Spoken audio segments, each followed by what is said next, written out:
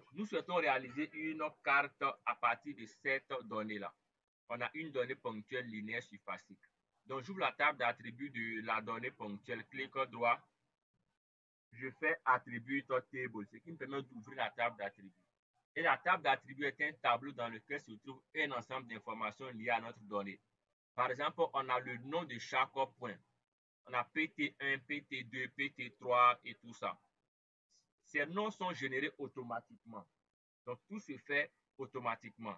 Et on apprend cela dans le module 2 de la formation sur Arc 10 Pro, la table d'attributs, les saisies automatiques. On a reçu la profondeur, comme ce sont des puits de fourrage.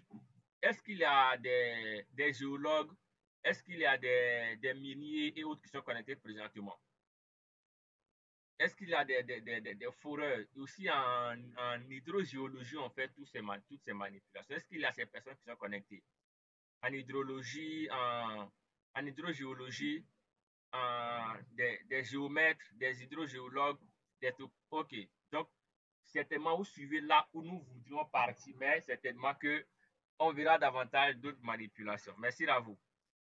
Donc, les données sont imaginées. Donc, on a la profondeur de chaque puits, on a la teneur.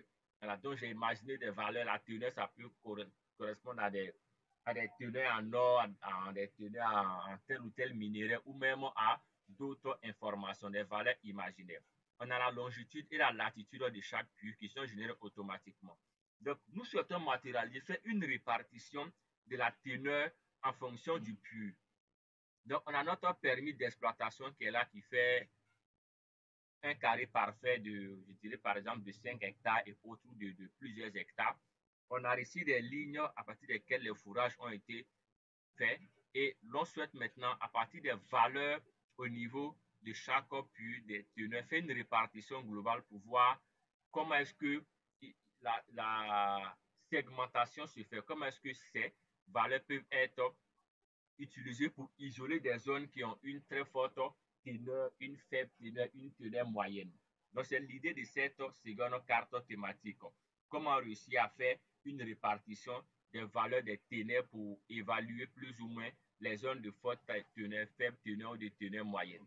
Donc, on peut faire cette manipulation de diverses manières. Moi, je vous montre une seule manière pour une question de temps et pour une question de compréhension. Parce que si on force un peu, ça risque de perturber certaines personnes qui découvrent ces logiciels-là.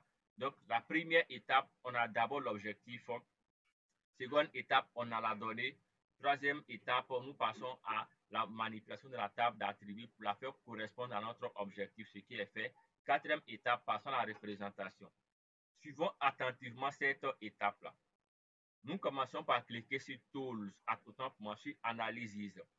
Analysis, c'est le menu par défaut où se fait le maximum, où je dirais toutes les analyses avec Arc 10 Pro. C'est un logiciel, je préfère me taire. Lorsque vous allez l'installer, vous cliquez sur chaque bouton, vous allez voir.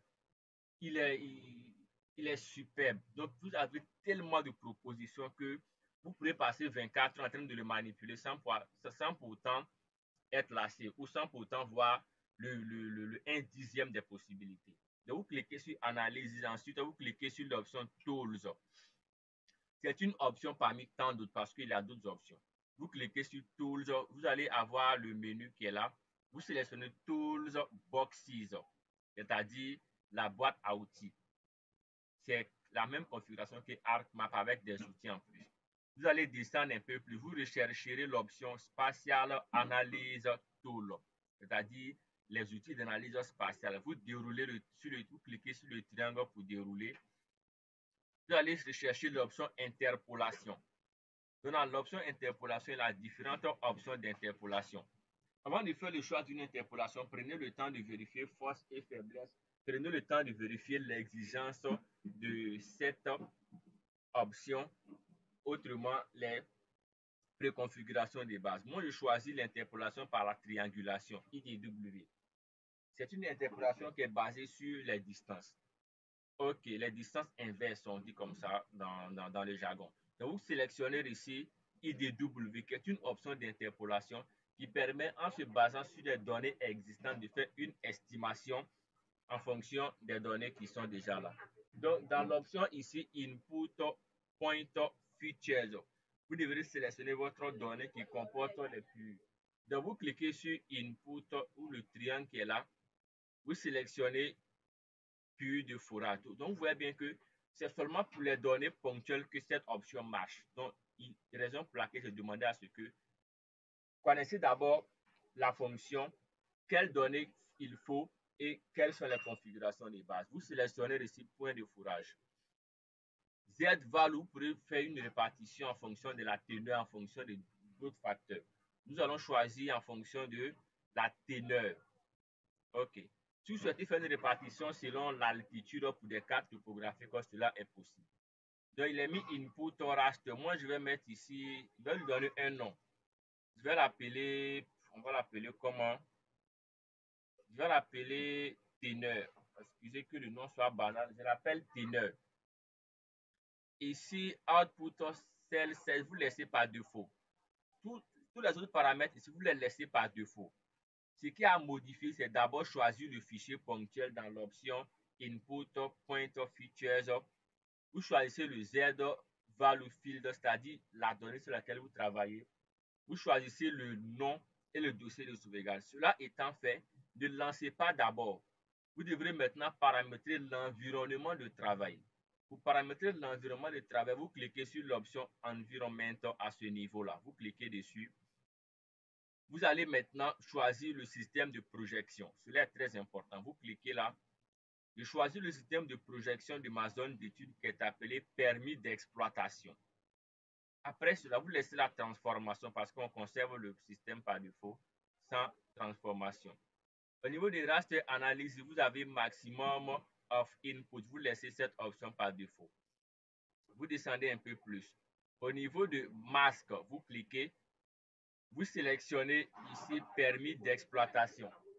Permis d'exploitation correspond ici à votre limite des zones d'études.